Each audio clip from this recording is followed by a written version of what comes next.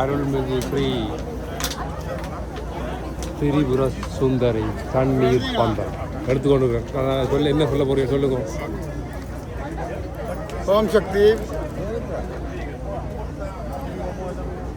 ஸ்ரீ கனகதுர்காவின் மகோற்சவம் தொடங்கி இன்று ரத உற்சவம் நடக்கின்றது. பக்த பெருமக்கள் 4 வீதிகளிலும் பூந்தோட்டத்திலும் பெருகி வருகின்றனர். இந்த அம்பிகையின் 1991ஆம் ஆண்டு தொடங்கி இந்த புதிய கட்டிடத்துக்கு 1995ஆம் ஆண்டு வந்தது. அந்த நேரத்தில் இந்த ஆலயத்தின் நிர்வாக சபை தலைவராக இருந்து எனக்கு திருவருள் பாலித்திருக்கின்றால் என் திருக்கனகைக்காக வீட்டிற்கும் திரிபுர சுந்தரி. அதனைத் தொடர்ந்து இங்கு நடைபெற்ற விழாக்களுக்கு இன்ற 27வது வருடத்தை இந்த ஸ்ரீ திரிபுர சுந்தரி அம்மன் ஆலயத்தில் அம்மன் கருணையினால் தண்ணீர் பந்தலை நடாத்தி வருகின்றோம். இன்று வெள்ளி விழா கொண்டாடும் இந்த ஆலயத்தின் பெருமைக்கு ஐரோப்பாவிலேயே மிகவும் பெரிய சக்தி விடமாக திகழ்கின்றது. அம்பிகை தேவையான எல்லோருக்கும் எல்லாத்தையும் அள்ளி கொடுத்து கொண்டிருக்கிறார். மக்களும் அம்பிகைக்கு அள்ளி கொடுத்திருக்கிறார்கள். அதே நேரத்தில் இந்த ஆலயம் மூலம் இலங்கையிலும் பல சமூக சேவை திட்டங்கள், பல குழந்தைகள் பாதுகாப்பு, பல கல்வி திட்டங்கள் நடந்து கொண்டிருக்கின்றது. தொடர்ந்து நடைபெற அம்பாள் திருவருள் புரிய வேண்டும். யாதுமூரே யாவரங்கேளீர் என்று குறிப்பிட்டது மாதிரி எல்லோரும் சேர்ந்து நாங்கள் ஊர் கோடி தேர்ந்தெடுக்கின்றோம். அது மிகவும் பெருமைக்குரியது. எங்கள் தமிழர்களின் கலை கலாச்சாரங்கள் பேணி பாதுகாக்கப்பட வேண்டும், பேண வேண்டும். மக்கள் அதை எடுத்துக்கொள்ள வேண்டும்.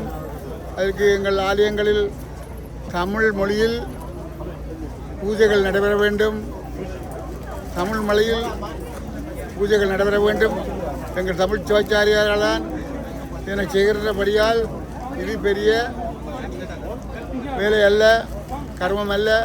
இந்த கர்மம் நினைத்தால் எல்லோ ஐரோப்பிய மக்களும் புலம்பெயர்ந்த நாடுகளில் புலம்பெயர் தமிழர்களாகிய நாங்கள் எங்கள் மொழியில், எங்கள் உலகத்தின் முதல் மொழியில், உலகத்துக்கு தாய்மொழியாகிய தமிழ் மொழியில் இருந்து நாங்கள் எல்லோரும் இதை செய்ய வேண்டும் என்பது எனது விருப்பம் மட்டுமல்ல, பல அடியார்களின் விருப்பம்.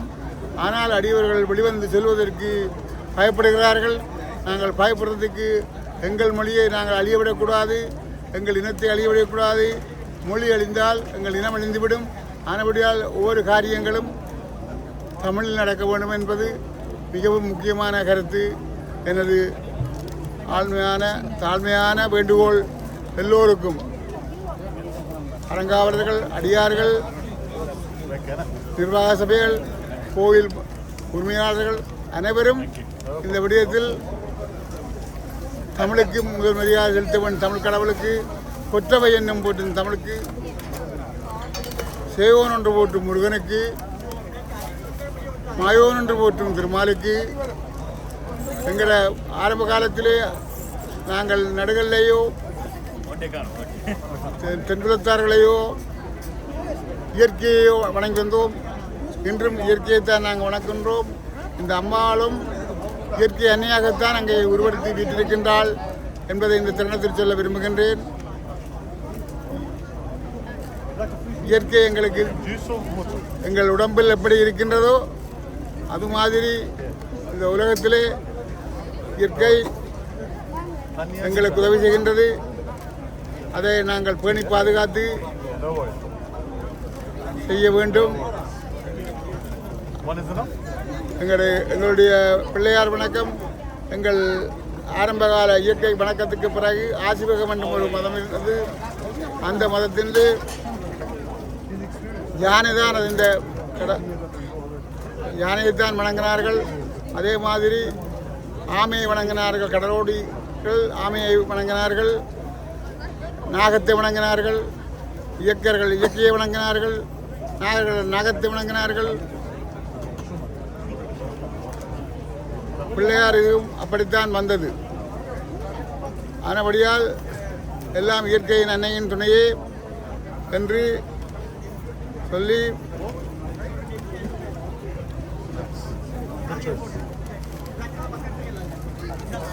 தற்பொழுது